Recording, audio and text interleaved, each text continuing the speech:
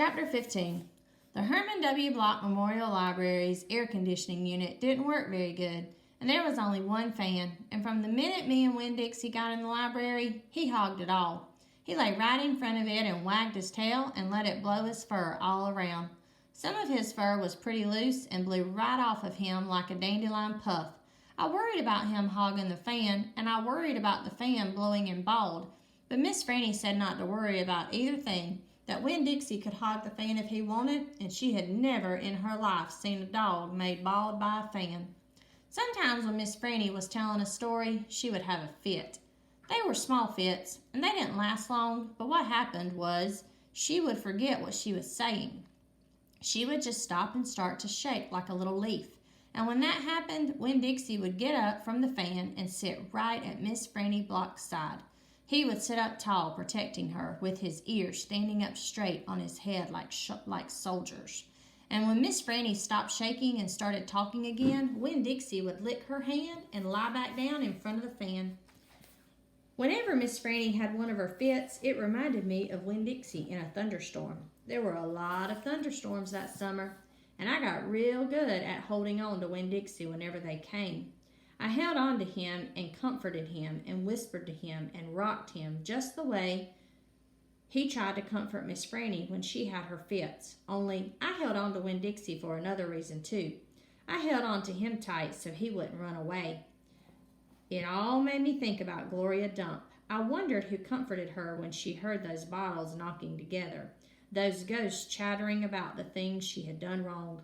I wanted to comfort Gloria Dump, and I decided that the best way to do that would be to read her a book, read it to her loud enough to keep the ghost away. And so I asked Miss Franny, I said, "Miss Franny, I've got a grown-up friend whose eyes are going on her, and I would like to read her a book out loud. Do you have any suggestions?"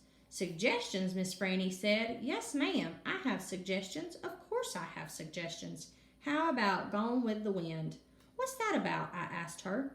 "Why," said Miss Franny, "it's a wonderful story about the Civil War." "The Civil War?" I said. "Do not tell me you have never heard of the Civil War." Miss Franny Block looked like she was going to faint. She waved her hands in front of her face. "I know about the Civil War," I told her. "That was the war between the South and the North over slavery." "Slavery, yes," said Miss Franny. "It was also about states' rights and money. It was a terrible war. My great-grandfather fought in that war. He was just a boy." "Your great-grandfather?" "Yes, ma'am, Lydimus W. Block. Now there's a story." Winn-Dixie yawned real big and lay down on his side. With a thump and a sigh, I swear he knew that phrase, "Now there's a story," and he knew it meant we weren't going anywhere real soon. "Go ahead and tell it to me, Miss Franny," I said, and I sat down, cross-legged next to Winn-Dixie. I pushed him and tried to get him to share the fan, but he pretended he was asleep, and he wouldn't move. I was all settled in and ready for a good story when the door banged and pinch-faced Amanda Wilkinson came in.